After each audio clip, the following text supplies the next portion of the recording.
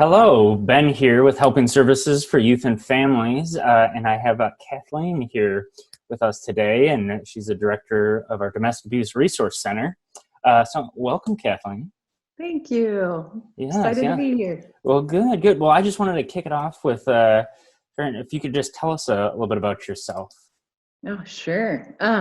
So let's see. I have been married to my wonderful husband, Jim, for 33 years. We have raised two sons who thankfully live in Iowa, close. My husband and I met in Michigan, went to high school together, lived in Wyoming for a time, and have since, after Wyoming, moved to Iowa, and we've been here about 28 years. Wonderful. Well, and your husband works in law enforcement, but he also has a delicious barbecue company as well. Which I've had. So, wonderful. Well, how did you get started? Could you talk a little bit about your role here at Helping Services, kind of how you found Helping Services? Sure. So I would say, I've been with the agency. I started in '99, which is so hard to believe. It doesn't seem like I've been here that long. So before coming to Helping Services, I worked at Upper Iowa University, and while I was working there, I also got my degree. And I have a little bit of a background. I have my associates in paralegal. So when I saw the job posting for Helping Services for a legal advocate, after I had graduated, I was just like, what a perfect fit. And so, it's hard to believe that I've been here. I've learned so many things, met some wonderful people along the way. Love my job. Well, great. Well, and it's, I think, could you talk a little bit about the program as a whole, kind of the areas you serve, and how many staff do you have that work on domestic abuse advocacy? Yeah, sure. First of all, we cover 7 counties in the resource center, and we have kind of a small team. There's 6 of us. So I oversee 5 staff who are amazing, all very passionate about the work, very fortunate to have all of their skills on staff. And a lot of what we do, I probably can't emphasize enough, is, we never tell clients what to do. We're here to provide options, provide support. We work with various professionals that intersect with domestic violence. Of course, that might include law enforcement, county attorneys, medical professionals, therapists, the list goes on and on, of course, but it is very rewarding work. And just to kind of give you a little bit of a reference, last year we assisted 294 clients, and answered 1,160 crisis calls. That is good. Well, could you talk a little bit about the crisis calls and what does that look like? Sure. Yes, we do operate a 24/7 resource line.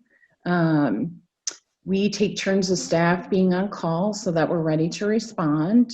We also have a great group of volunteers. They help us answer the line as well. As far as, we never know what kind of situation we're going to be helping a client with, but it is very eye-opening, especially in our rural area. I myself never realized how much it happens until I started doing this work.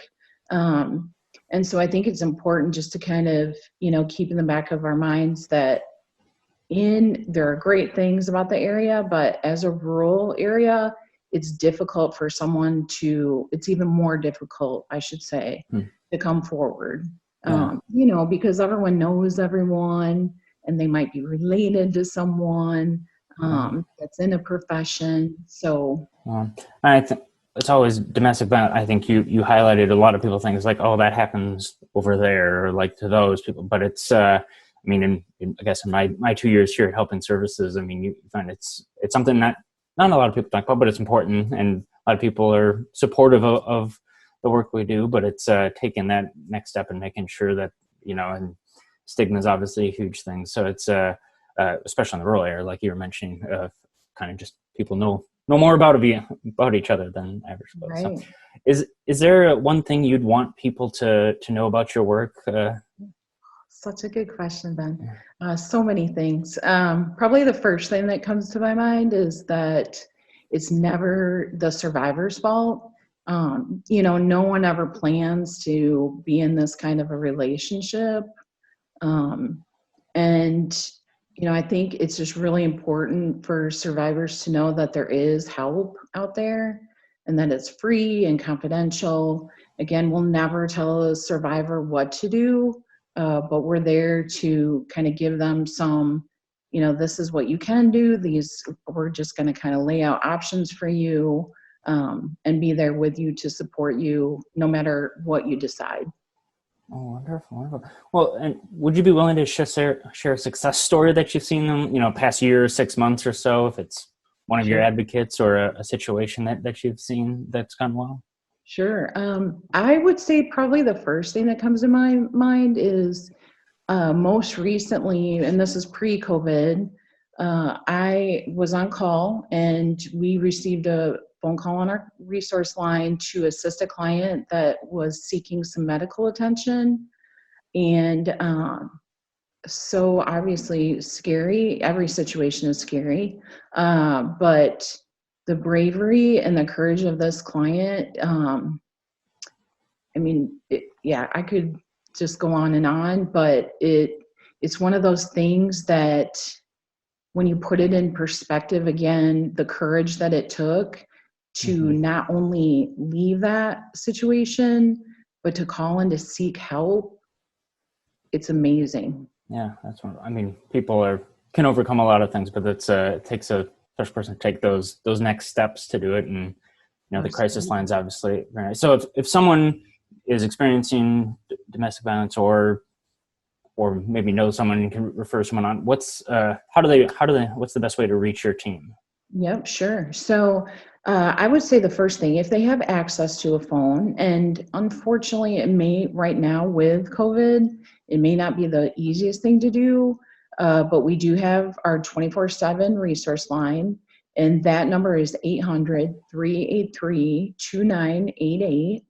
And we're also in the process of offering a chat option that has not gone live on our website, but it's coming. We're hoping maybe even by the end of this week. So we're really excited about that hoping, more clients will be able to reach out to us that way. That's wonderful.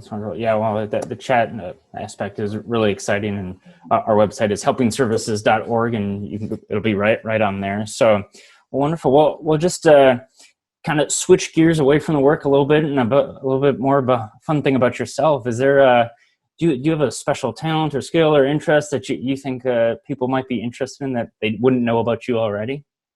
Oh man, I don't know if it's necessarily a skill, but my husband purchased a skydiving certificate for me, and it was the best thing.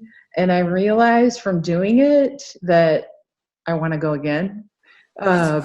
So I highly recommend that. Sounds terrifying to me, but that is, I did not know that about you. That was wonderful. Now we have our skydiving expert on staff now too. So. I don't know if I'd go that far, but well, wonderful.